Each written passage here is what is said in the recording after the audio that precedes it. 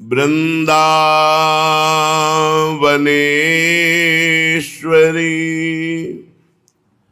तवैव पदारविंदम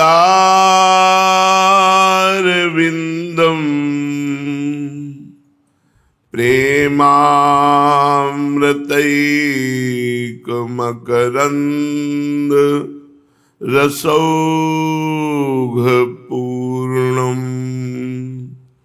हृद्यर्पितं मधुपते स्मरतापमुग्रं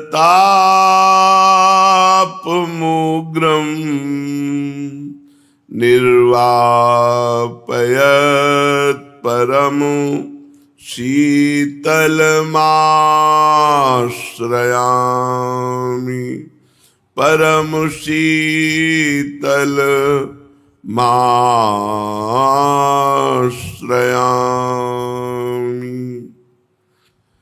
परम सच्चिदानंद घन प्रेमानंद स्वरूप नवनिभृत निकुंज महामहिम परम पावन श्री वृंदावन धाम, श्री वृंदावन धाम के लाड़िले युगल सरकार प्राणाराध्य प्राण प्रिय श्री प्रिया प्रीतम जो समस्त सहचरी वृंद खग मृग पशु पंछी तरुलता यमुना रसरानी रजरानी समस्त ब्रजवासी परिकर के चरणों में कोटिशाह प्रणाम कोटिशाह नमन नमस्कार।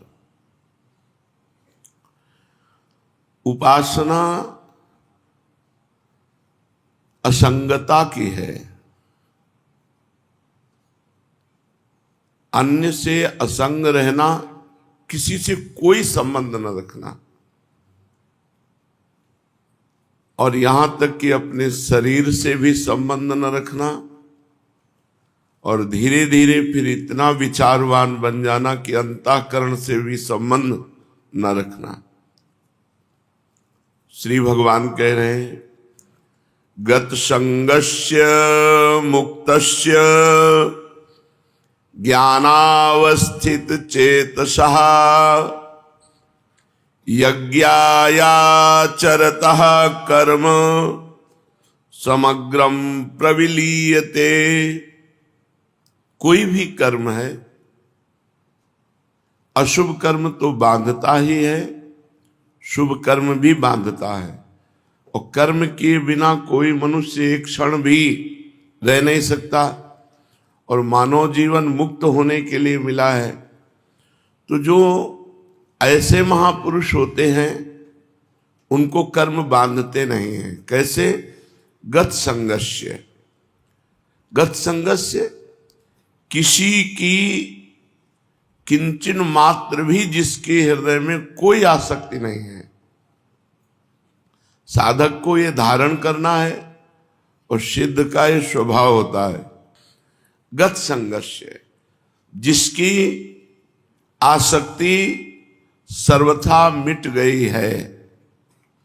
किंचन मात्र कोई क्रियाओं का, पदार्थों का, घटनाओं का, परिस्थितियों का, व्यक्तियों का जो संग है, इनके साथ जो हृदय का लगाव है, वही बांधने वाला है। फिर ध्यान से सुनो, ये भगवान की वाणी है।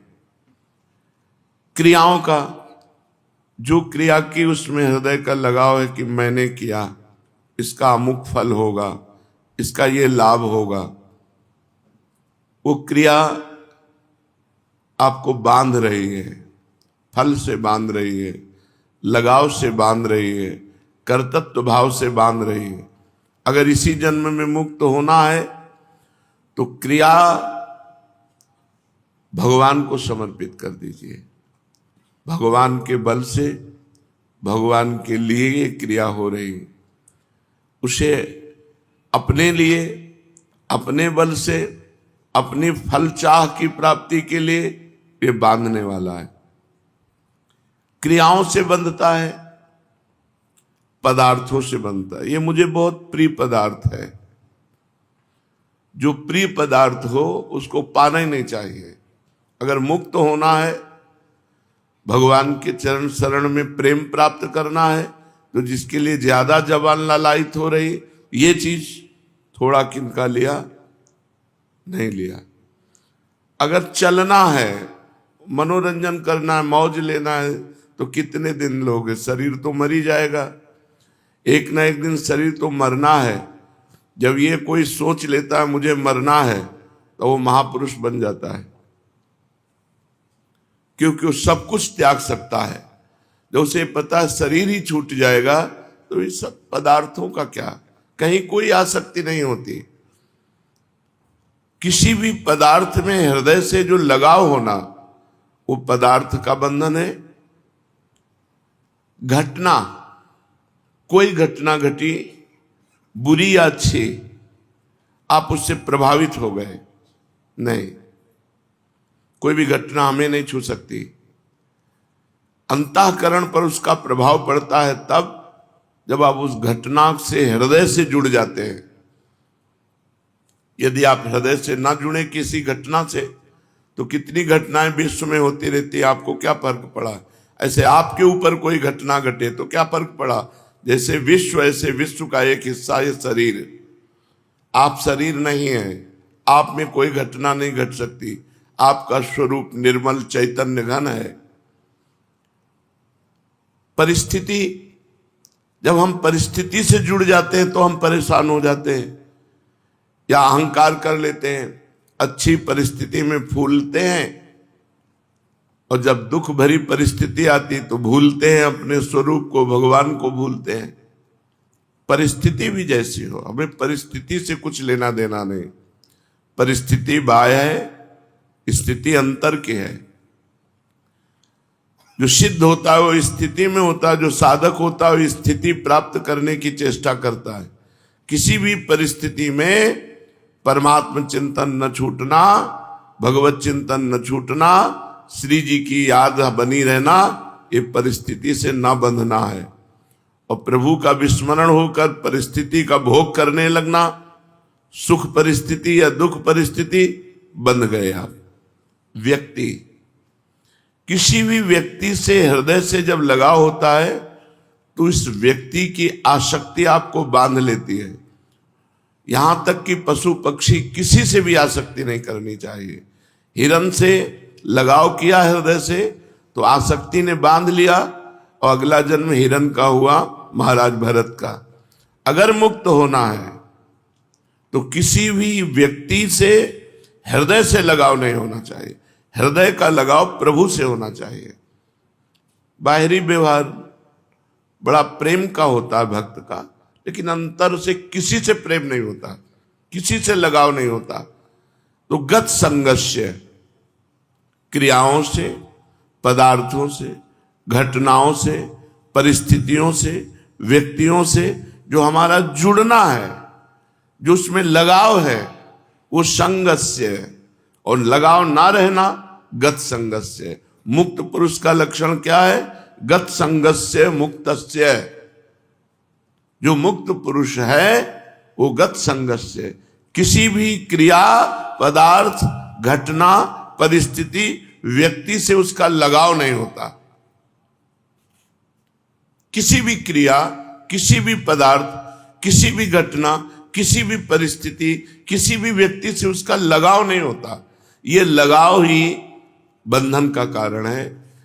भक्ति में इसी लगाव को भगवान में लगाते हैं। सबकी ममता ताग बटोरी, सबकी ममता ताग बटोरी, ममता माने लगाव, हृदय का जुड़ना। हम सबका हृदय सब जगह जुड़ा हुआ है, परमात्मा से नहीं जुड़ा। और सिद्ध पुरुष का सब जगह से हटा होता है। गत संगस्य मुक्तस्य, सब संगों से मुक्त होकर के केवल परमात्मा में जुड़ा होता है। न शरीर में, न अंतःकरण में, न बाह्यकरण में, न बाह्य परिस्थिति में, वो अपनी स्थिति में रहता है। वास्तव में मनुष्य अगर स्वरूप की तरफ देखे तो हर समय असंग ही रहता है। असंगोहम पुरुषा, मैं असंग हूं। जो मैं तत्व है वो असंग है। इसके अलावा जो हमारा बंधन हुआ वो यही मैं का आरोप कर लेने से हुआ। ये बात जब तक शुद्ध अंतःकरण नहीं तब तक हमारी ये बात समझ में नहीं आएगी जो श्री भगवान गीता जी में कह रहे हैं। 2-4 माला जप लेना और भी भगवत कार्य कर लेना, लेकिन साथ में परिस्थिति का भोग करना, व्यक्ति से लगाव रखना, क्रियाओं में कर्तापन होना, घटना में विक्षिप्त हो जाना, ये सब हो रहा है। वास्तव में मनुष्य स्वरूप से असंगो अहम पुरुषः, जो ये पुरुष है, आत्म तत्व है, ये कभी किसी का संग नहीं करता।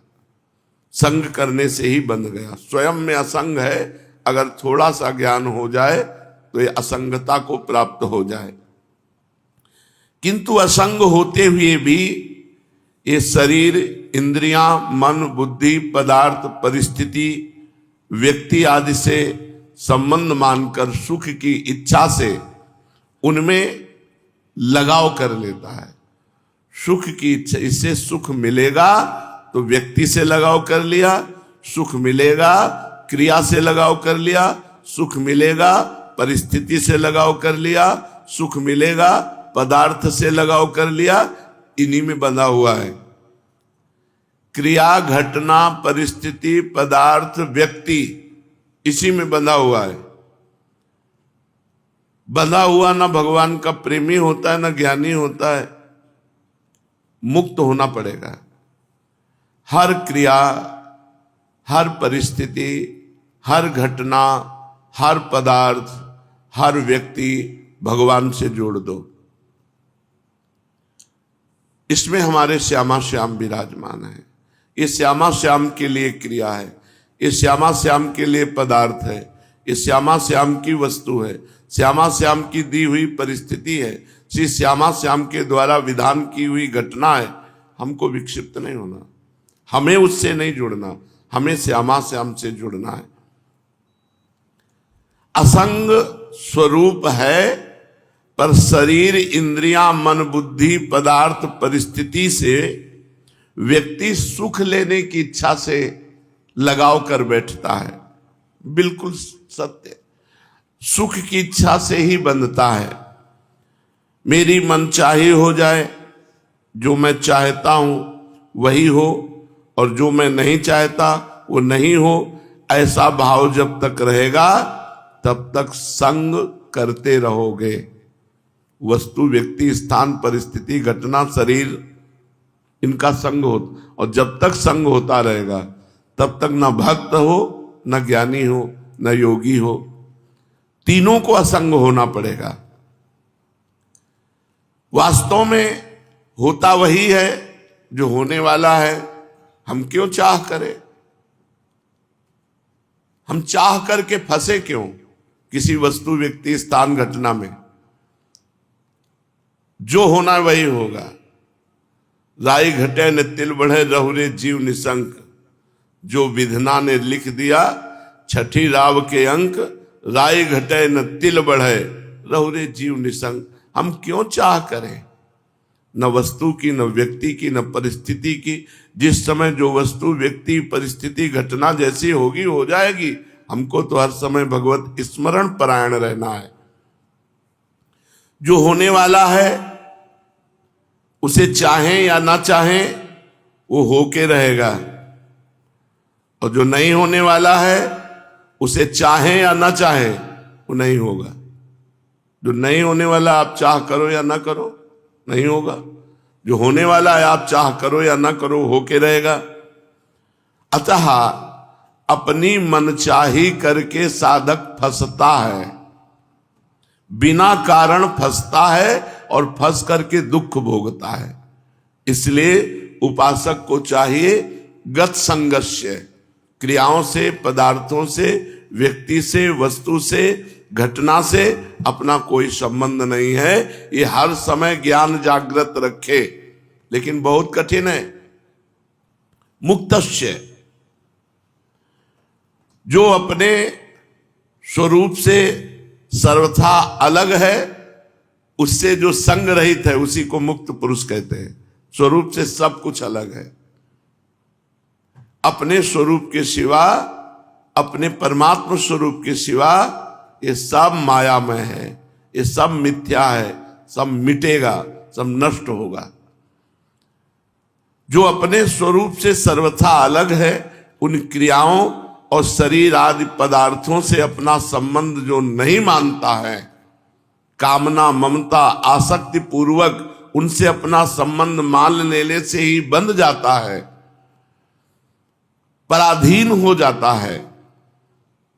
जो योगी, जो साधक अपने इन माने हुए शरीर पदार्थ क्रिया इनसे संबंध नहीं रखता, वो मुक्तस्य, वो माया मुक्त हो जाता है, वो दुखों से मुक्त हो जाता है। ज्ञानावस्थित चेतसः, जिसकी बुद्धि स्वरूप ज्ञान में स्थित है, जिसकी बुद्धि स्वरूप ज्ञान में नित्य निरंतर जागृत है। जैसे आपके मन में आ रहा है कि अमुक पदार्थ भोगे, तो आपके मन में आ रहा है, आप में नहीं आ रहा। उस समय आप जागृत है, ये मेरे में नहीं है। जहां आपने मेरे में स्वीकार किया वहीं आप परास्त हो जाएंगे, वहीं आप भ्रष्ट हो जाएंगे। वो विषय, वो घटना, वो परिस्थिति, वो क्रिया आपको भ्रष्ट कर देगी। ज्ञानावस्थित चेतसा, जिसकी बुद्धि में हर समय ज्ञान बना रहता है, मांग मेरे में नहीं, मांग अंतःकरण में है, मन में है। तो उचित मांग हो तो उसको पूर्ण कर दो, अनुचित हो तो बिल्कुल नहीं। तभी साधक हो। उचित अनुचित सब मांगे पूर्ण कर रहे हो तो संसारी हो। जो भोगी पुरुष है, संसारी पुरुष है, वो मन की सब मांगे पूर्ण करने की चेष्टा करता है और सोचता मैं सुखी हूं। लेकिन जो ज्ञानावस्थित चेतसा, जो ज्ञान में जागृत हुआ पुरुष है, वो नहीं। वो जानता है कि मेरे में कोई कभी कामना हो नहीं सकती और शरीर को लेकर कभी कोई निष्काम हो नहीं सकता। शरीर में जब तक हमारी अहम बुद्धि है तब तक कामनाएं बनी रहेंगी। स्वरूप ज्ञान जागृत होने पर संसार का कोई भी भोग उसे परास्त नहीं कर सकता, क्योंकि क्रिया और पदार्थ ये सब संसार के हैं। क्रिया और पदार्थ का विभाग अलग अलग है, स्वरूप अलग है, क्रियाएं अलग हैं, पदार्थ अलग हैं, वस्तु व्यक्ति घटना परिस्थिति ये सब माया रचित है। जो किसी भी संग में बंधता नहीं है वो मुक्त पुरुष है। जो हर समय ये जागृत रखता है अपना ज्ञान, अपने स्वरूप का ज्ञान। जैसे अपने लोगों का स्वरूप है श्री जी की दासी, श्री जी की सहचरी, तो हमारी सारी चेष्टाएं उसी भाव से हो। अगर शरीर संबंधी भोग की आकांक्षा हो रही है तो शरीर की हो रही, तुम्हारी नहीं हो रही। उसमें जांच करो कौन सा भोग श्री जी को समर्पित करके भोगा जा सकता है और कौन सा नहीं। अगर ये विवेक नहीं रखोगे तो 50 वर्ष हो जाएंगे, भगवता आनंद की अनुभूति नहीं होगी। 50 वर्ष हो जाते हैं ऐसे ही, सब कोल्हू के बैल की तरह ऐसे चलते चले जा रहे हैं और कोई अनुभव नहीं। जो मन में आया सो कर रहे हैं। यज्ञायाचरता कर्म समग्रम प्रविलीयते, यज्ञ के लिए कर्म करने वाले मनुष्य के संपूर्ण कर्म नष्ट हो जाते हैं। जो गत संगस्य है, जो मुक्तस्य है, जो ज्ञानावस्थित चेतसा है, उसके द्वारा जितने कर्तव्य शास्त्र सम्मत कर्म होते हैं वो सब अंतर ध्यान हो जाते हैं। वो ना उसको बांध सकते हैं, ना उसे अगला जन्म दिला सकते हैं। श्री भगवान कह रहे हैं जो ब्रह्मार्पणम ब्रह्महविर ब्रह्माग्नौ ब्रह्मणाहुतम ब्रह्मैव तेन गंतव्यम ब्रह्म कर्म समाधिना। हर चेष्टा ब्रह्मार्पणम मस्तु। जहां ब्रह्म लिखा है वहां भगवद अर्पणम मस्तु।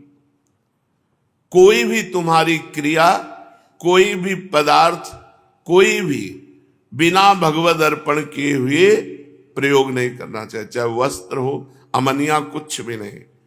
ब्रह्मार्पणम अपने हमें से भक्ति भाव के अंतर्गत ला के कहते हैं, जो अर्पण किया हुआ पदार्थ पाता है उसकी बुद्धि पवित्र रहती है, और जो अनर्पित पदार्थ पाता है, मिला बस खा लिया, आया बस पहन लिया, नहीं, पहले प्रभु को अर्पित करो। पहले प्रभु को अर्पित करके जब आप उसका प्रयोग करेंगे तो ब्रह्मार्पणम है, वो तुम्हारी बुद्धि को परम पवित्र रखेगा।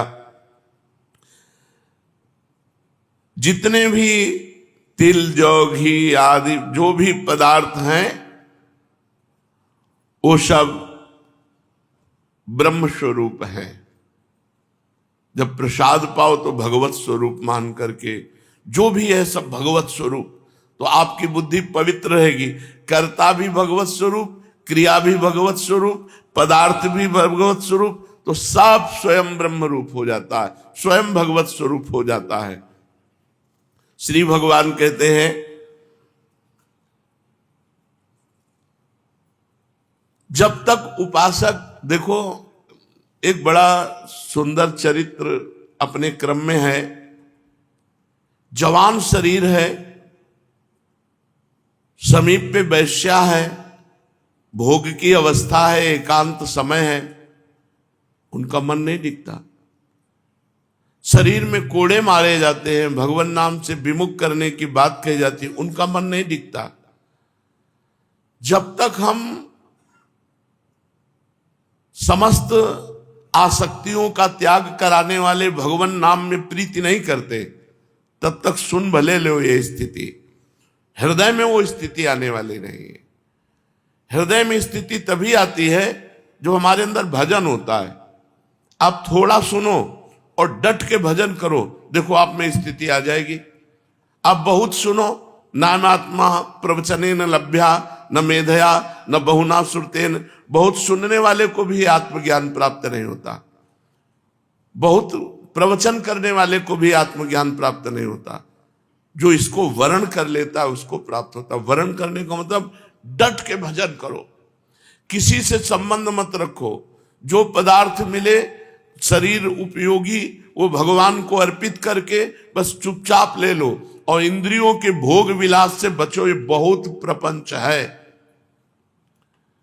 पूरे जीवन को नष्ट कर देता, पूरे जीवन को नष्ट कर। ये 6 विकार, काम, क्रोध, लोभ, मोह, मद, मत्सर, ये क्रम बाई क्रम आते रहते हैं। कभी नाराजगी आ गई तो क्रोध अपहरण कर ले गया भजन का फल, कभी काम आ गया तो वो भजन का फल, कभी परिवार से मोह हो गया, कभी अहंकार हो गया, कभी लोभ हो गया, कभी ईर्ष्या, यही सब हमारे भजन को ढके रहते हैं।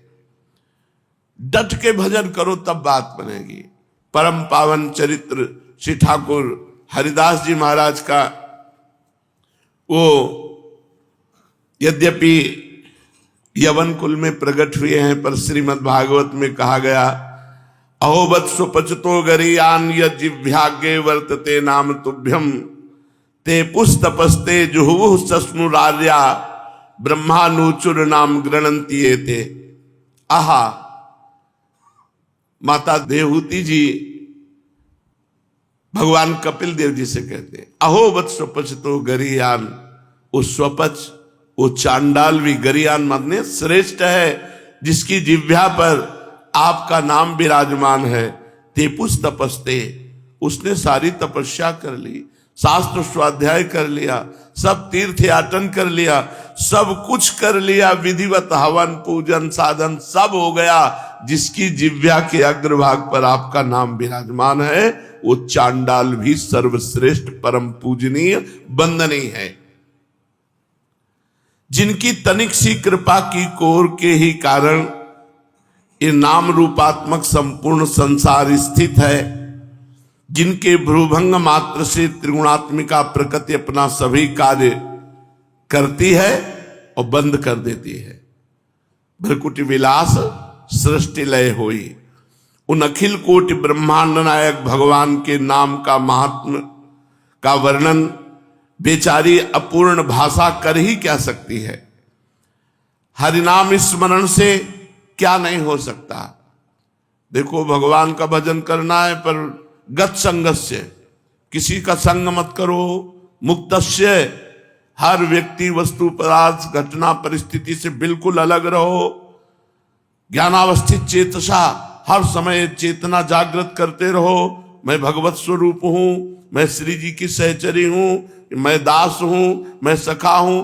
जो भगवान ने आपको गुरुदेव के द्वारा भाव दिलाया है उसी भाव से जागृत रहो।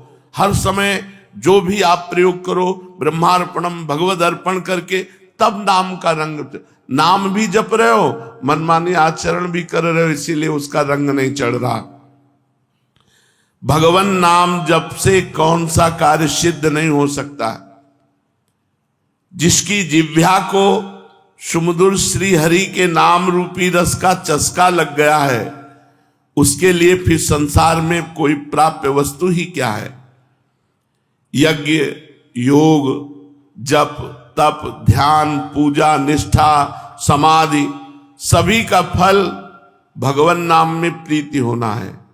भगवान नाम में प्रीति हो गई तो आपने यज्ञ कर लिया, जप कर लिया, तप कर लिया, ध्यान कर लिया, पूजा, निष्ठा, योग, समाधि, सबका फल मिल गया आपको। और भगवान नाम जप में प्रीति नहीं हुई तो सब आपका निरर्थक गया। यदि इन कर्मों के करने से भगवान नाम में प्रीति नहीं हुई तो इन कर्मों को व्यर्थ ही समझना चाहिए। इन सभी क्रियाओं का अंतिम और सर्वश्रेष्ठ फल यही है कि भगवान के नाम जप करने में निष्ठा हो जाए। हर समय जिह्वा रसमयी होती हुई बस नाम चल रहा है। जब नाम की ध्वनि चलती है ना तो कुछ सुहाई नहीं देता। जब नाम का नशा चढ़ता है तो बहुत बड़ी सामर्थ्य आ जाती है। बस नाम कैसे बन करके जपना, ये बात ध्यान रखना है। हर परिस्थिति में राजी रहना है, कोई आसक्ति नहीं, कोई चाह नहीं। जो चाहो भगवान के चरणों में अर्पित कर दो। असंग रहो, किसी का संग मत करो, तभी नाम का रंग आएगा। किसी का संग करोगे तो उसका प्रभाव आपके नाम जपने की रुचि पर पड़ जाएगा और नाम छूटने लगेगा, नाम में आपका भाव नहीं बनेगा। समस्त सर्वश्रेष्ठ फल है साधनों का नाम में प्रीति हो जाना। भगवान नाम ही साध्य है और सभी कर्म साधन मात्र हैं। नाम जप में देश काल पात्र जाति वर्ण इसका नहीं, किस जाति का, किस वर्ण का, किस समय, किस कोई पात्र है कि नहीं, ये सब सबका अधिकार है भगवान नाम जप करने में। पवित्र अपवित्र इनका भी व्यवहार नहीं। अपवित्र पवित्रो वा सर्वावस्थांगतोपि वा या स्मरेत पुंडरीकाक्षम सवायाभ्यांतरा शुचि। वो भीतर और बाहर से पवित्र है। जो भगवान नाम जप कर रहा है उसमें पवित्रता का भी विधान नहीं। तुम जैसी हालत में हो, जहां हो, जैसे हो, जिस किसी भी वर्ण के हो, जैसी भी स्थिति में हो, हर समय हर काल में श्री हरि के सुमधुर नामों का संकीर्तन नाम जप कर सकते हो। तुम चाहे जितने बड़े पापी हो, कितना भी बड़ा अपराध बन गया हो, नाम जप से पापी मनुष्य भी परम पावन बन जाता है। अत्यंत नीच से नीच भी सर्व पूज्य बन जाता है। सर्व पूज्य हो वत्सपच तो गरियान, गरियान माने सर्वश्रेष्ठ, स्वपच माने चांडाल। नीच चांडाल भी जिसकी जिह्वा के अग्रभाग पे भगवान का नाम है वो सर्व पूज्य हो जाता है। छोटे से छोटा जगत पूज्य बन जाता है। छोटे से छोटा जगत पूज्य बन जाता है। बुरे से बुरा महान महात्मा बन जाता है। कबीरदास जी कहते नाम जपत कुष्ठी भलो, चुई चुई गिरे जो चाम, कंचन देह किस काम की, जिह मुख नाहि राम। भले रोगी शरीर है, भले निकृष्ट है, कोई छू नहीं रहा, बड़ा गंदा शरीर है, पर मुख में भगवान का नाम है तो जगत पावन करने वाला है। और कंचन के समान देह है और भजन नहीं हो रहा है, वो किस काम का शरीर, नष्ट हो जाएगा, किसी काम का नहीं। भक्ताग्रगण्य महात्मा हरिदास जी मुसलमान कुल में, यवन कुल में जन्म लिए थे, पर पता नहीं कौन से जन्मों का पुण्य एकत्रित हुआ कि बचपन से ही भगवान नाम में प्रीति हो गई। भगवत भक्त वैष्णवों के संग से ऐसी भगवान नाम में प्रीति हुई कि अलौकिक निष्ठा। महात्मा हरिदास जी का जन्म बंगाल के यशोहर जिले के अंतर्गत बुड़न नाम के एक ग्राम में हुआ था। ये जाति के मुसलमान थे। बाल्याकाल में ही इनके माता पिता परलोकगामी बन गए, इसलिए छोटेपन से ही ये घर द्वार छोड़कर वैष्णवों का संग कर लिया, जिससे निरंतर हरि नाम में प्रीति हुई। और ये पूर्व में कोई शुभ संस्कार नहीं थे, केवल भगवान के नाम की प्रीति का प्रभाव था, भगवान के नाम जप का। ऐसे बहुत से लोग देखे गए जो पहले बिल्कुल भ्रष्ट आचरण वाले थे और नाम जप के प्रभाव से वो महान बन गए। देखो, यवन कुल में जन्म होने पर भी वैष्णवों के संग से भगवान नाम में स्वाभाविक निष्ठा जम गई। भगवान ने वैसे कहा है कृपा करके कि यस्याहम् अनुग्रहणामि हरिस्य तद्धनम शनैः, जिस पर मैं कृपा करता हूं उसका सब कुछ अपहरण कर लेता हूं। तो देखो, हरिदास जी के ऊपर कृपा हुई, माता पिता बाल्यावस्था में ही पधार गए, कोई पूछने वाला नहीं, तो वैष्णव भक्तों का संग हुआ, उनके संग से भगवान नाम में प्रीति हो गई। भगवान जिस पर कृपा करते हैं उसको केवल केवल अपना रास्ता देते हैं, और जो कृपा का पात्र नहीं बनता उसे संसार दे देते हैं। हरिदास जी के पास अपना कहने वाला कोई था ही नहीं, क्योंकि माता पिता पधार ही गए, वैष्णवों के संग से ही जीवन कट रहा था। एक कमंडल भी नहीं था इनके पास। बस ये गांव में भिक्षा मांग लेते, भिक्षा में जो कुछ मिल जाता 24 घंटे में एक बार उसे पा लेते, और हर समय नाम जप करते थे। काफी समय अद्वैताचार्य जी के पास रहे। घर छोड़कर ये वन ग्राम के समीप बेनापोल नाम के घोर निर्जन वन में एक फूस की कुटी बनाई, और वहां अकेले नवकिशोर अवस्था से बेनापोल में एक फूस की झोपड़ी में बस नाम जप कर रहे हैं। अब नाम जप से चेहरे में तेज आता है।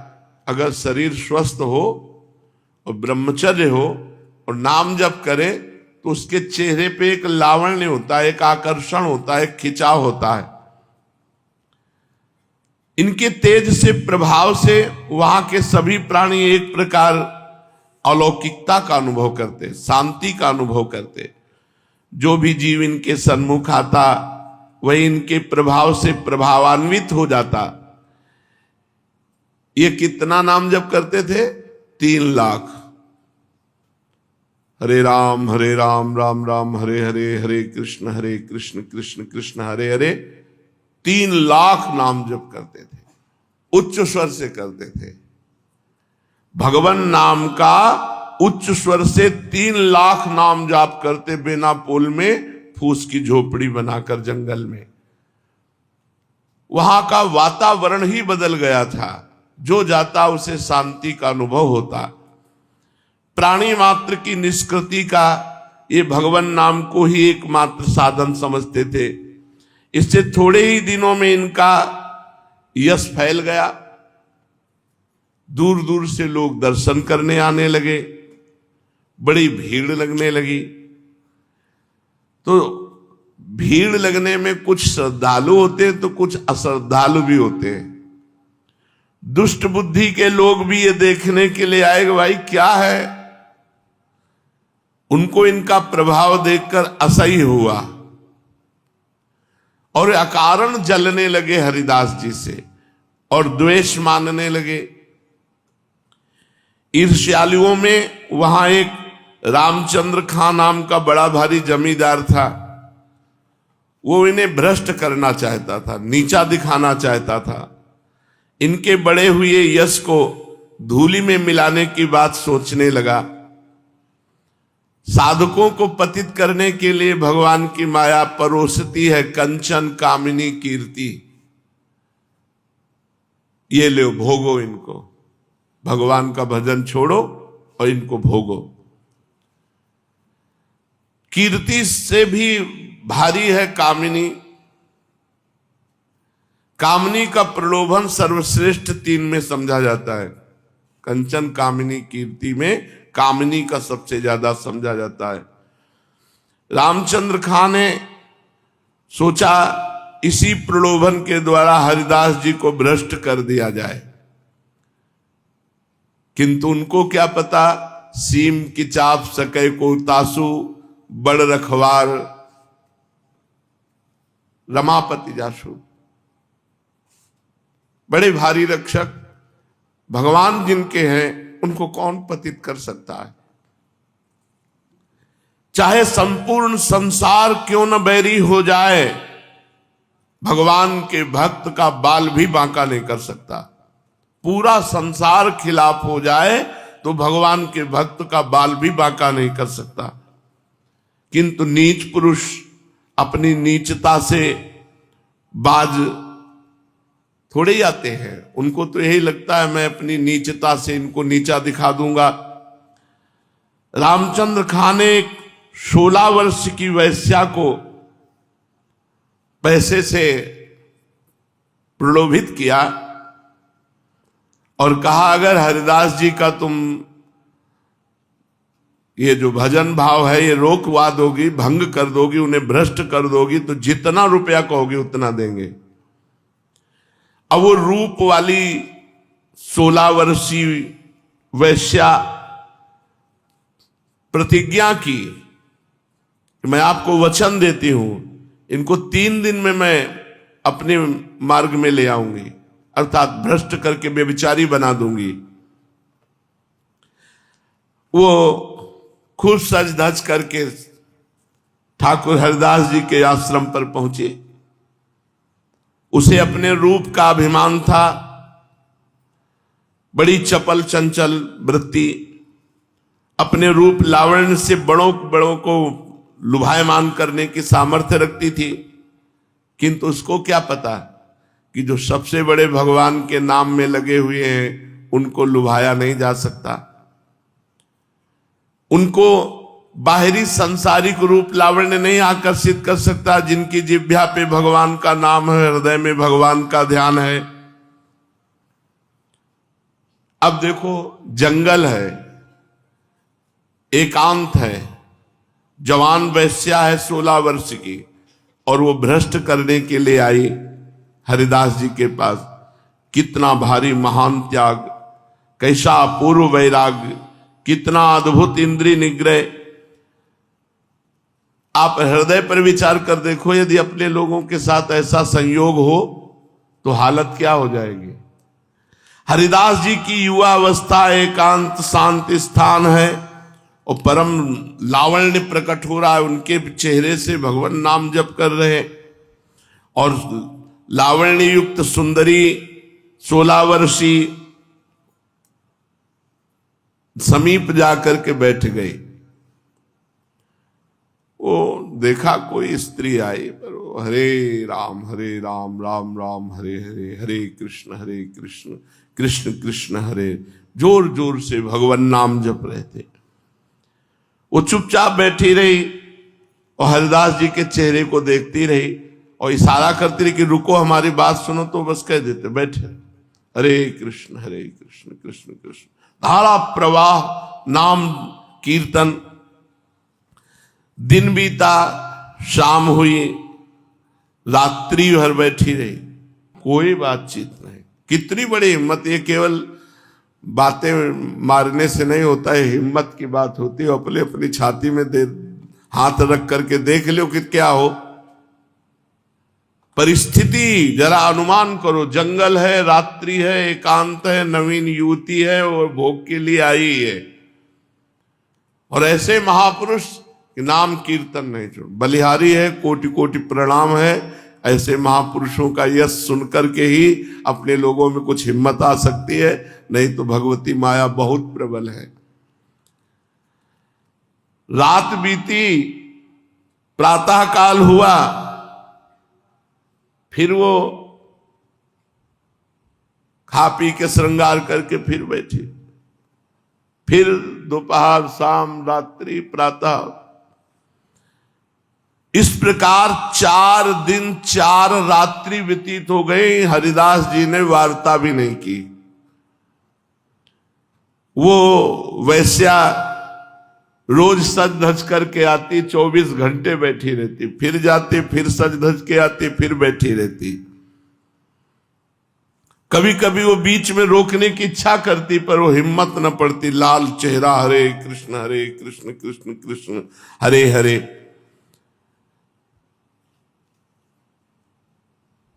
एक बार हिम्मत करके रोका, आप हमारी बात सुनो। तो उन्होंने नम्रता से कहा, मेरा नाम जप की संख्या पूरी हो जाए, आराम से बात करूंगा, पर 3 लाख नाम जप अखंड चल रहा है।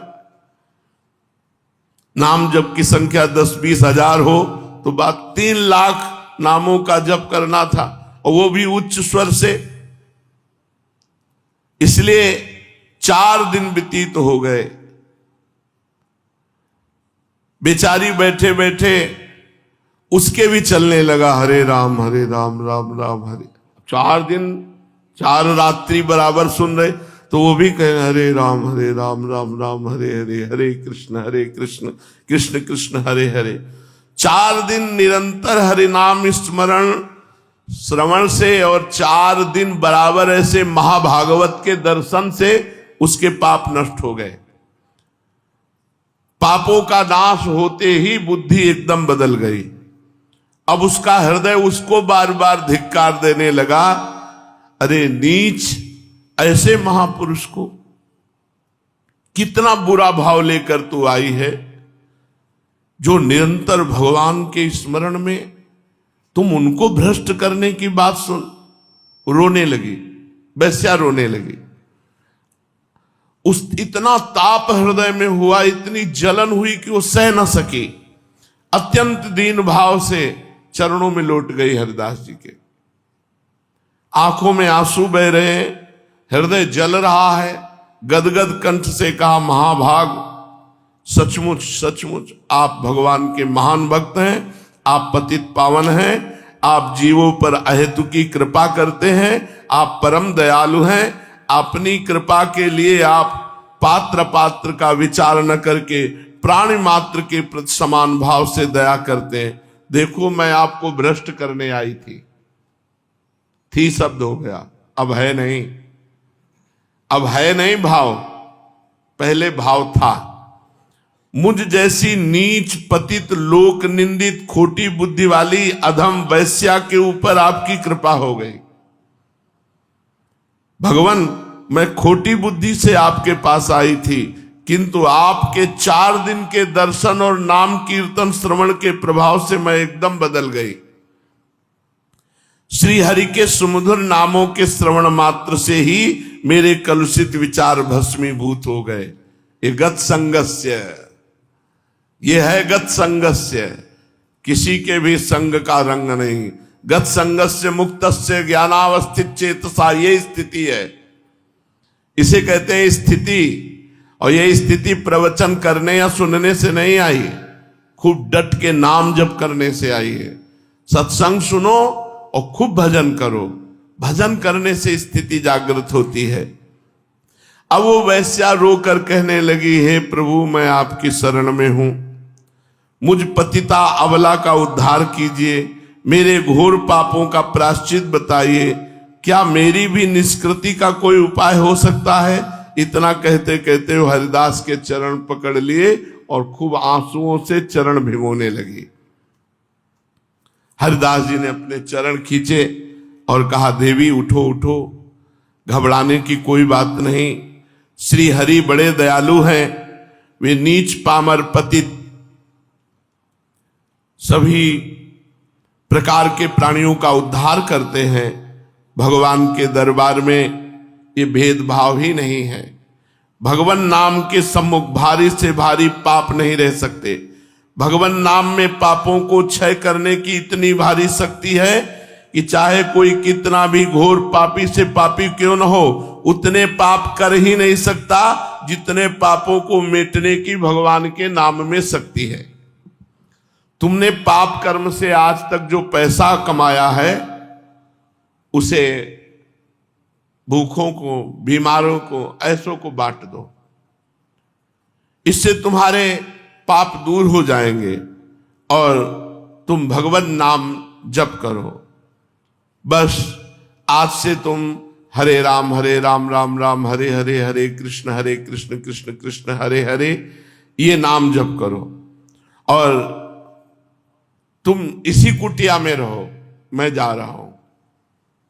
उस वैश्या को उपदेश करके महाभागवत श्री हरिदास जी ने उसे हरिदासी बना दिया, भगवान की नित्य भक्ता बना दिया।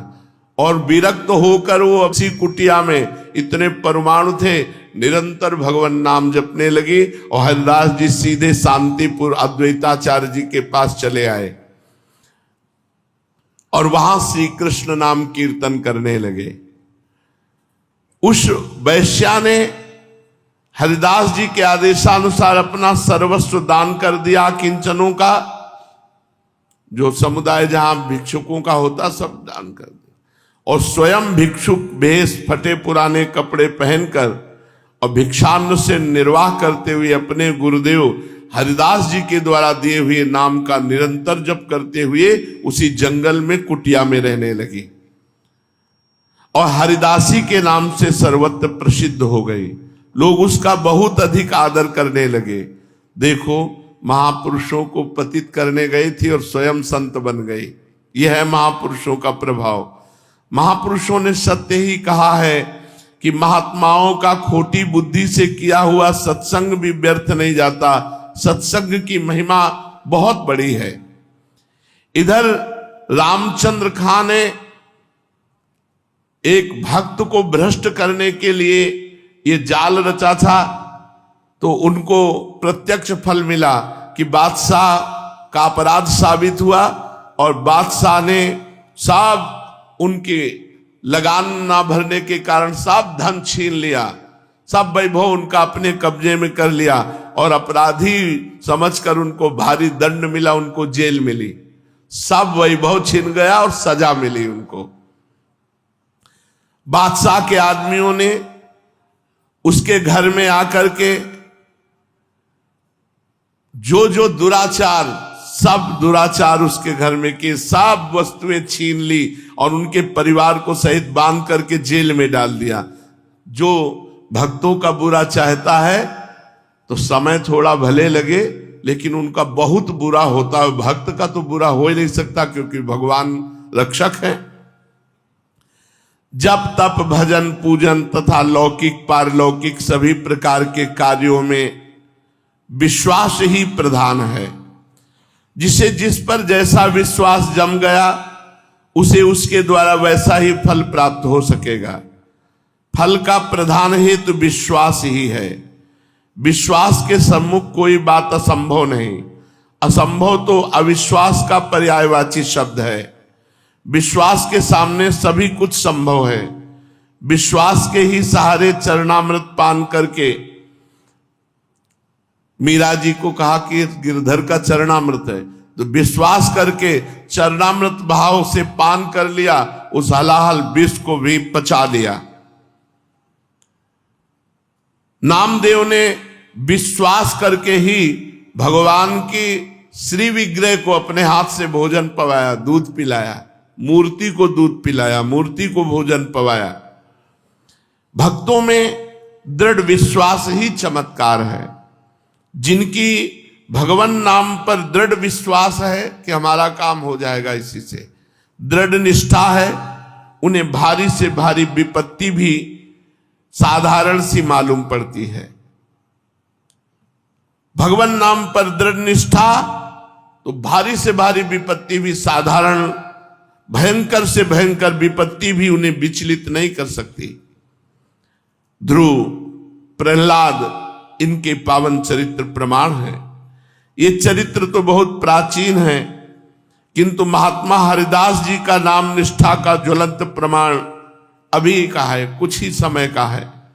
जिन लोगों ने प्रत्यक्ष में उनका संसर्ग किया था, जिन्होंने अपनी आंखों से उनकी भयंकर यातनाओं का दृश्य देखा था, उन्होंने स्वयं इनका चरित्र लिखा है।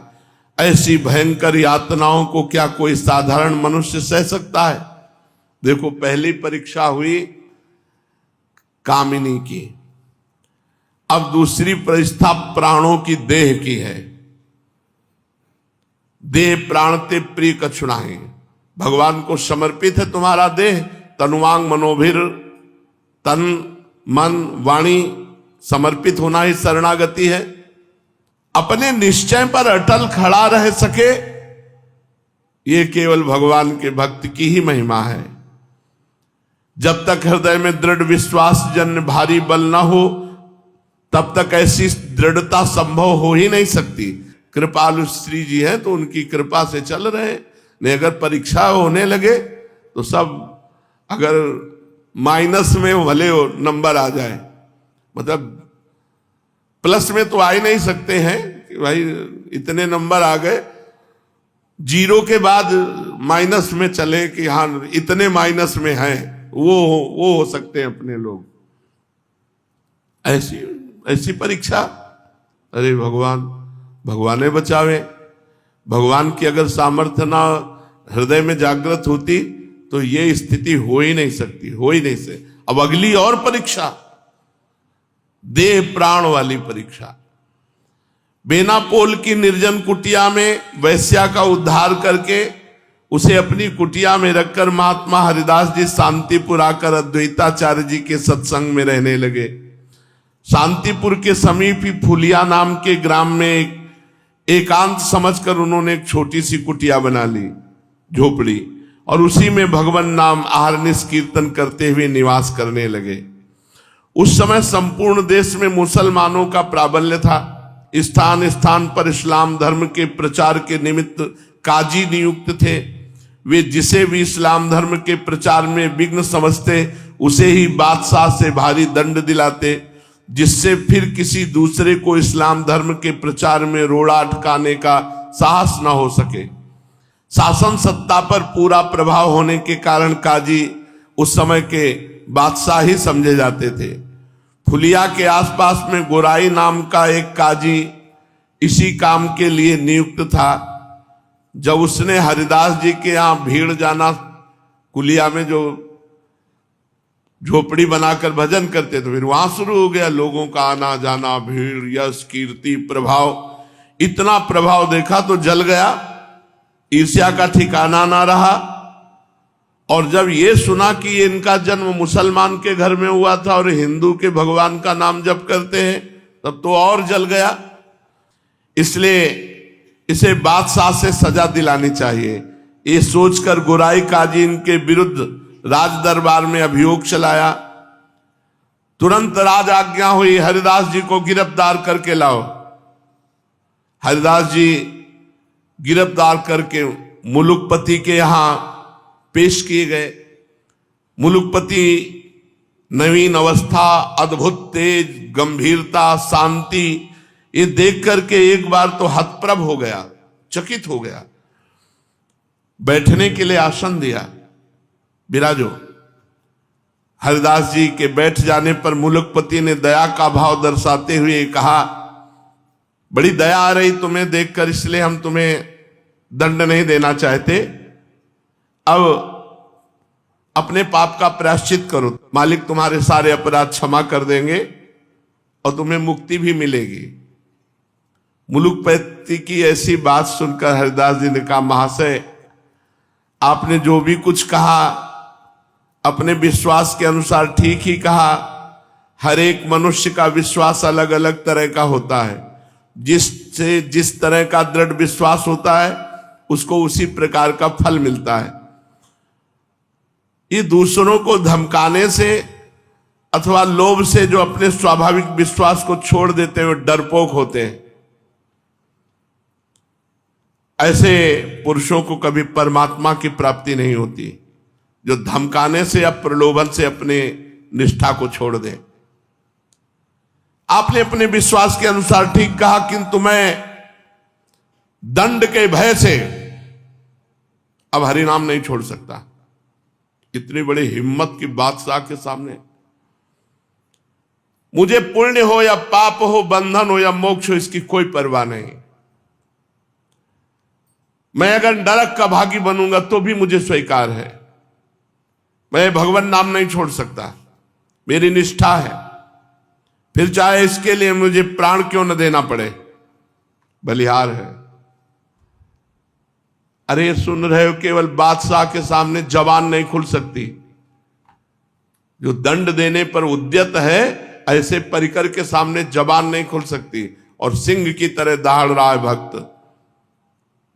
इनकी युक्ति युक्त बातें सुनकर मुलकपति का हृदय पसीज उठा और बड़ी मीठी वाणी में कहा, तुम्हारी बातें मेरी भी समझ में कुछ कुछ आती है, किंतु ये बातें तो हिंदुओं के लिए ठीक हो सकती, तुम तो मुसलमान हो। हरिदास जी ने कहा, महाशय आपका ये कहना ठीक है, किंतु विश्वास तो अपने अधीन की बात नहीं है। जैसे पूर्व के संस्कार होंगे वैसा ही विश्वास होगा। मेरा भगवान नाम पर विश्वास है। महाशय, कोई हिंदू यदि अपना विश्वास छोड़कर मुसलमान हो जाता है तो क्या आप उसे दंड देंगे? क्या वो दंड का अधिकारी है? क्या आप उसे मजबूर करेंगे कि वो हिंदू बना रहे? और उस समय जबरदस्ती हिंदुओं को मुसलमान बनाया जा रहा था। महाशय, जब हिंदुओं को अपना धर्म छोड़कर मुसलमान होने में आप स्वतंत्रता दिए हैं, तो मैं उनके ठाकुर का नाम जप करता हूं, तो इसके लिए मुझे क्यों दंड दिया जाएगा? इनकी बात सुन करके बादशाह चुप हो गया। गुराई काजी ने देखा यहां तो मामला बिल्कुल उल्टा हो गया। उन्होंने जोरों के साथ कहा, ये हम सब बातें नहीं सुनना चाहते। मुलुकपति बेचारा मजबूर था, इस्लाम धर्म के विरुद्ध वो भी कुछ नहीं कह सकता था, काजियों के विरुद्ध न्याय करने की उसकी हिम्मत नहीं थी। उसने भी गुराई काजी की बात का समर्थन करते हुए कहा, हाँ ठीक, बताओ। हरिदास जी ने निर्भीक भाव से कहा, महाशय, मैं एक बार कहता हूं, जो कहता हूं एक बार कहता हूं, उसे सुन लो। भारी से भारी दंड भी मुझे विश्वास से विचलित नहीं कर सकता। मैं भगवान नाम नहीं छोड़ सकता। जय हो। नाम प्रेमी महाभागवत की जय हो। चाहे आप मेरी देह के अभी टुकड़े टुकड़े करवा दें और फेंकवा दें, मुझे इसकी कोई परवाह नहीं। मैं हरि नाम नहीं छोड़ सकता। आप जैसा चाहें वैसा मुझे दंड दें। हरिदास जी के ऐसे निर्भीक उत्तर को सुनकर बादशाह किंग कर्तव्य विमूढ़ हो गया। वो कुछ सोच ही नहीं सका कि हरिदास जी को क्या दंड दे। वो जिज्ञासा के भाव से गुराई काजी के मुख की ओर देखने लगा। मुलुकपति के भाव को समझकर गुराई काजी ने कहा, हुजूर जरूर दंड देना चाहिए। यदि इसे दंड नहीं दे दिया गया तो धर्म की बड़ी हानि हो जाएगी, फिर इस्लाम धर्म का अस्तित्व नहीं रहेगा। मुलुकपति ने कहा, मुझे तो कुछ सूझ नहीं रहा, तुम ही बताओ इसे क्या दंड दिया जाए। गुराई काजी ने जोर देते हुए कहा, हुजूर, ये पहला मामला है कि कोई मुसलमान हिंदू धर्म को स्वीकार करता है। इसे ऐसा दंड देना चाहिए कि सबके कान खड़े हो जाएं, आगे किसी को ऐसा काम करने की हिम्मत न पड़े। इनकी पीठ पर बेत मारते मारते 22 बाजारों में होकर के घुमाया जाए और बेत मार मार करके इनकी जान ले ली जाए, तभी सब लोगों को ऐसा करने की हिम्मत नहीं होगी। मुलुकपति ने आज्ञा लिख दी, 22 बाजारों में मार बेतो जान से मार डाला जाए। बेत मारने वाले जल्लादों को महात्मा हरिदास जी को बांध लिया। उन जल्लादों को जब आदेश किया तो हरिदास जी को बांध दिया और वहीं सभा से बेत मारना शुरू किया। भगवान नाम पर पीड़ा सह रहे, बेत मारते अब उनकी सुकोमल त्वचा पशु की तरह मार रहे तो फट गई, चमड़ा उधिल रहा है शरीर, और घाव पे घाव, और उसी 22 बाजारों पर घुमाने लगे बाजारों में, मार बेतो मार बेतो। निरंतर बेतों के आघात से हरिदास जी के सुकुमार शरीर की सब खाल उधड़ गई, पीठ से रक्त की धारा बहने लगी। निर्दयी जल्लाद उन्हीं घावों पर और जोर से बेत मारते, किंतु हरिदास जी के मुख से बस वही भगवान नाम, हरे राम राम राम हरे हरे। अब सोचो कैसी निष्ठा है भगवान नाम में, कैसी प्रीति है। उन्हीं बेतों की वेदना में वो कराह नहीं, वो नाम गूंजाते, नाम जोर से चिल्लाते, जैसे बेत पड़ता हरि बोल। बलिहारी है, बलिहारी इन्हीं भक्तों की चरण रज के प्रताप से कहीं भक्ति आ सकती है, नहीं तो कहां प्रीति है ऐसी भगवान नाम में। लोग जीव देखते तो रोने लगते, आंखें बंद कर लेते कि अरे इतना कष्ट सह रहे, इतना कष्ट। अब कोई बोल तो सकता नहीं बादशाह के खिलाफ, हरिदास जी के मुख से एक बार उफ नहीं निकला, बस हरि बोल हरि बोल। अब वो जल्लाद विविध प्रकार से उनको घसीटते हुए बाजारों में ले जाते हैं, बेत मारते हैं। इसके आगे जो चरित्र हुआ शेष चर्चा आगे। श्री राधा वल्लभ लाल की जय।